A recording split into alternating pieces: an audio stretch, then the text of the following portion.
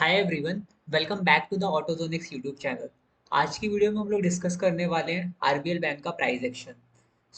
काफ़ी सारे टीडीए के वीडियोस आते रहते हैं चैनल पे। जो लोग नए हैं प्लीज़ सब्सक्राइब कर दें चैनल को, एंड आप लोगों के सब्सक्रिप्शन से काफ़ी मोटिवेशन मिलता है हम लोग को कि कई लोग देख रहे हैं हमें।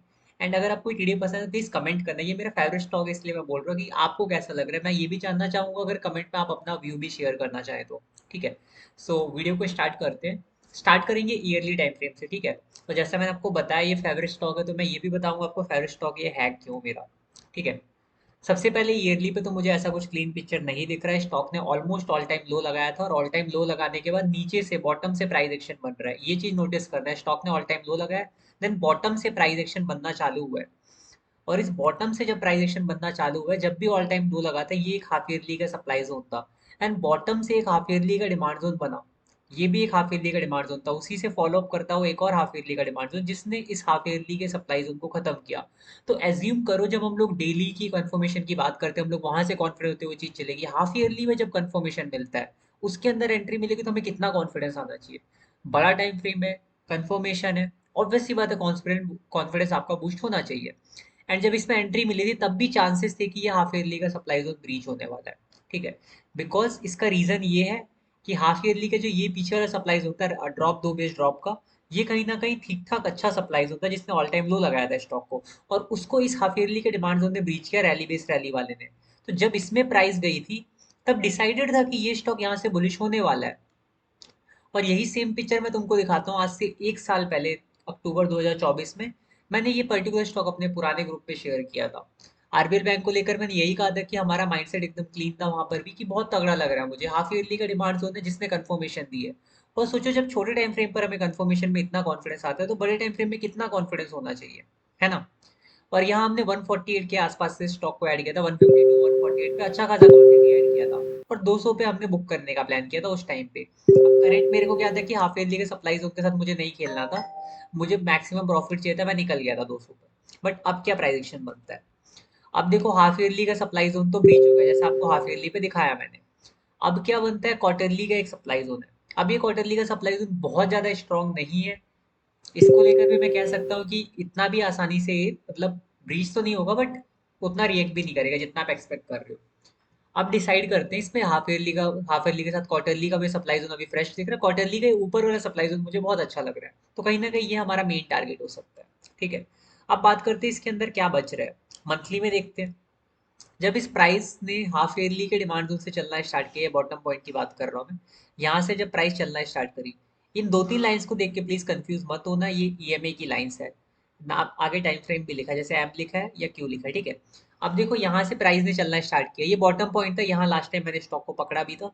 और यहाँ 200 के आसपास टारगेट बुक कर लिया था अपने बीच में ही, मंथली के सप्लाई जोन के अंदर, यहाँ कहीं पर यही हमने बुक कर लिया था विक टू विकी टारगेट। उसके बाद इस स्टॉक ने अब क्वार्टर हाफ ईयरली के सप्लाई जोन को भी ब्रीच किया। अब यहाँ से अगर रिएक्शन आता है, कल को अगर ये स्टॉक मुझे नीचे आता हुआ दिखता है, तो मैं इसको मंथली के डिमांड जोन में तो पक्का उठाने वाला हूँ। पहली एंट्री मेरी ये बनेगी। तो अगर आप 40 40 20 इन्वेस्टमेंट ग्रुप देखते हैं, पहली एंट्री आपकी ये बन जाएगी, दूसरी एंट्री आपकी ये बन जाएगी, तीसरी एंट्री आपकी ये बन जाएगी। फिर भी आप बोलते हो बॉटम में आता है, तो कोई नहीं, इसको बाय विद फुल फोर्स है, इसको आप चौथी एंट्री भी लगा दो, फुल फोर्स से ऐड करो। अगर 1 लाख के ऊपर का भी फंड डिप्लॉय होता है तो यहाँ पे और ऐड करो। ये स्टॉक देखो फंडामेंटली बहुत अच्छा, और आरबीएल बैंक ऐसी कंपनी थी जो फ्यूचर में कभी बंद हो जाए। आई मीन फंडामेंटली भी अच्छा स्टॉक है, गवर्नमेंट का हाथ है, तो ऑब्वियसली बात है कंपनी तो होल्ड करेगी। ठीक है, तो ये तो नहीं बंद होने वाली। ओवरऑल अगर यहाँ पे मिले तो आप कम से कम अपना 40% या 20%, 30% तो मिनिमम डिप्लॉय कर दो। चलो 30% अब यहाँ पे ऐड करके चलते हैं। ठीक है, क्योंकि मैं चाहता हूँ 40% मुझे बॉटम पे मिले और 30% मैं यहाँ ऐड करता हूँ। ठीक है, और अगर नहीं मिल पाता है बॉटम में, तो मैं 30% 60% पे पूरा प्रॉफिट एंजॉय करने की कोशिश करूंगा। 40% मुझे यहाँ ऐड करना है। मतलब ये मैं बता रहा हूँ, अगर आप 1 लाख का फंड डिप्लॉय कर रहे हो या फिर जैसा भी आपका फंड बैलेंस है। ठीक है, और अगर आपको यहाँ नहीं मिलता है, इन दोनों तीनों पॉइंट पे आपका मिस होता है, तो यहाँ आप भले ही 20% ऐड करना एक्स्ट्रा, और बट एमटीएफ के साथ ऐड करना 5x मार्जिन के साथ। तो आपको यहाँ पे 80% मार्जिन, यहाँ पे आपको 80% मिलेगा, तो आपकी एंट्री थोड़ी आसपास यहाँ कहीं बैठ जाएगी। ठीक है, यहाँ से हमें इसको बुक करना है। ओवरऑल अब क्या होगा, क्वार्टरली के डिमांडों से अभी क्या बनता है कि क्या पता क्वार्टरली के डिमांडों से चले, यहाँ तो प्राइस आ जाए शायद, यहाँ नहीं तो एटलीस्ट यहाँ पे आ जाए तो बहुत अच्छी बात होगी। क्योंकि ये डिमांड जोन की बात के फायदा क्या है, इसने सप्लाई जोन को ब्रीच करा। ठीक है, कहीं ना कहीं इसी डिमांड जोन ने सप्लाई जोन को ब्रीच किया और इन दोनों डिमांड जोन ने मिलकर हाफ ईयरली के सप्लाई जोन को ब्रीच किया। तो इस डिमांड जोन की अचीवमेंट है हाफ ईयरली के सप्लाई जोन को ब्रीच करना, इसकी भी अचीवमेंट है हाफ ईयरली के सप्लाई जोन को ब्रीच करना। बट इसकी अचीवमेंट ये भी है कि इसने इस क्वार्टर हाफ मंथली के सप्लाई जोन को ब्रीच किया। ठीक है, अब चलते हैं डेली टाइम फ्रेम पर, वीकली टाइम फ्रेम पर। वीकली के नीचे हम इसमें नहीं जाने वाले, डेली इतना मैटर नहीं करता अभी इतने बड़े टाइम फ्रेम की अगर हम बात कर रहे हैं तो। अब अगर सेलिंग आती है, सबसे पहला इन्वेस्टमेंट मैंने आपको बताया था वहीं पर, तो ये 277 के अराउंड वीकली का डिमांड जोन है, मैं यहीं पे ऐड कर दूंगा पहला इन्वेस्टमेंट अपना इसमें। दूसरा फंड डिप्लॉय करूंगा मैं नीचे इधर पे, और तीसरा फंड मैं इधर 157 के आसपास डिप्लॉय करूंगा। तीन तरह से हम लोग इसमें फंड डिप्लॉय करेंगे, 100% इन्वेस्टमेंट के साथ इसको होल्ड करेंगे।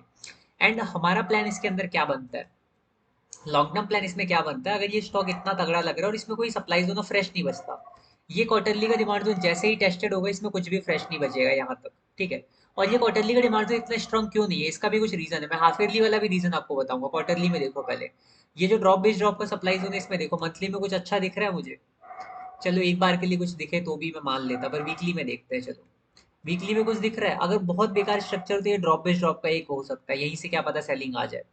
देन उसके बाद डेली पर देखो, क्या डेली पर मुझे कहीं दिख रहा है कुछ, डेली पे चलो नहीं देखते, डेली पे आप कंफ्यूज हो जाओगे, वीकली तक ही रखते हैं चार्ट को। ठीक है, फिर आपको लगेगा काफी सारी लाइनें हैं, उधर भी आपको कंफ्यूजन होगा, अननेसेसरी की चीज है, उसको कोई फायदा भी नहीं है।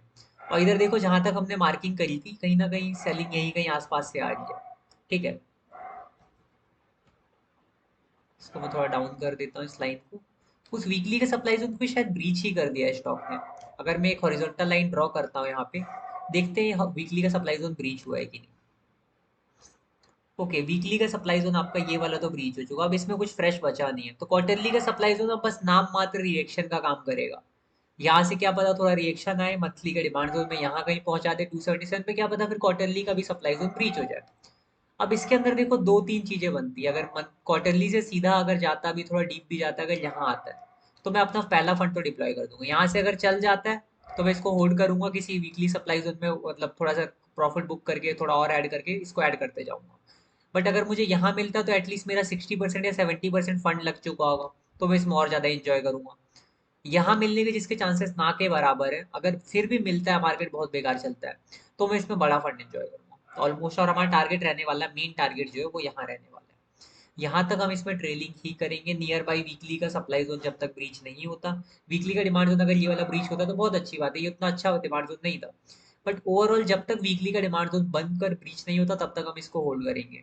ये स्टॉक मुझे यहाँ तक जाता हुआ दिख रहा है आराम से, मतलब 4-5 सालों में। इसका रीजन ये है कि इसके अंदर इस डिमांड जोन में सप्लाई जोन में पावर नहीं थी, और हाफ ईयरली का मैं आपको दिखाता हूँ पहले। हाफ ईयरली का जोन आप सबने देखा, हाफ ईयरली का सप्लाई जोन था, ठीक ठाक सा क्लोजिंग भी थी। बट वही हमने बात करी थी कि पावरफुल था नीचे हाफ ईयरली का डिमांड जोन। ठीक है, तो इसके अंदर अगर अगर आप देखते हो इसको, ठीक है, मैं दो हॉरिजॉन्टल लाइन रखता हूँ, उसके अंदर मैं आपको दिखाऊंगा कुछ है कि नहीं। हाफ ईयरली के अंदर क्वार्टरली पे आ जाओ, क्वार्टरली में आपको कुछ दिख रहा है स्ट्रक्चर के अंदर, जो दो हॉरिजॉन्टल लाइन है कुछ भी नहीं दिख रहा। मंथली पे चले, मंथली में क्या आपको अंदर इसके अंदर कुछ दिख रहा है, कुछ भी नहीं दिख रहा, एकदम क्लीन है। ये सप्लाई जोन नीचे था, देखना इसके अंदर नहीं है। मंथली के बाद वीकली में देखते हैं, वीकली में भी देखो कुछ नहीं दिख रहा मुझे, सब कुछ टेस्टेड दिख रहा है। तो ये बात ही थी कि हाफ ईयरली के सप्लाई जोन ब्रीच होने के बहुत अच्छे चांसेस थे। जब तुम्हें वीकली तक इसके अंदर कुछ नहीं दिखा तो ऑब्वियस सी बात है, रोकने के लिए कुछ था ही नहीं। ये जो छोटे मोटे रेजिस्टेंस पॉइंट थे, इन्होंने थोड़ा मोड़ा रेजिस्ट किया, देन उसके बाद इन सब की भी हालत खराब हो गई, सब ब्रीच हो गया। अब ये स्टॉक इतना बुलिश है कि यहाँ से अगर रिवर्सल देता तो बहुत अच्छा मौका मिल जाए अगर मुझे यहाँ पे काश, तो मैं इसको ऐड करना जरूर चाहूंगा अपने पोर्टफोलियो में। एंड इसके बाद ये जो एंट्री पॉइंट्स हमने डिस्कस किए, हम यहाँ पे इसमें ऐसे प्लान करेंगे। ठीक है, सो गाइस स्टॉक को लेकर इतना ही था। अगर आपका भी कुछ व्यू हो इसमें प्लीज़ कमेंट करें, एंड अपना व्यू भी डिस्कस करें मेरे साथ। और ये स्टॉक मुझे काफ़ी अच्छा लग रहा है, मेन टारगेट हमारा रहेगा अगर मुझे यहाँ कहीं पे मिल जाता है, अगर यहाँ पे मुझे स्टॉक मिलता है तो मैं इसको यहाँ तक होल्ड करूँ। पूरी क्वांटिटी भले ही ना होल्ड करो, बीच बीच में बुक करते होल्ड करो, बट यहाँ तक होल्ड करो। और यहाँ पे मिलता है तो भी हम यहाँ तक ही होल्ड करेंगे, मेरे को इस स्टॉक के अंदर रेडी रहना है जहाँ भी मिले ये स्टॉक। ये स्टॉक मुझे मिस नहीं करना। ठीक है, so thanks for watching the video. अगर आपको वीडियो पसंद आई हो तो प्लीज़ लाइक कर दे एटलीस्ट, एंड कमेंट जरूर करें, क्योंकि देखना है मुझे कि कितने लोग वीडियो को देख रहे हैं, कितने लोग को पसंद आ रही है। So thanks for watching the video.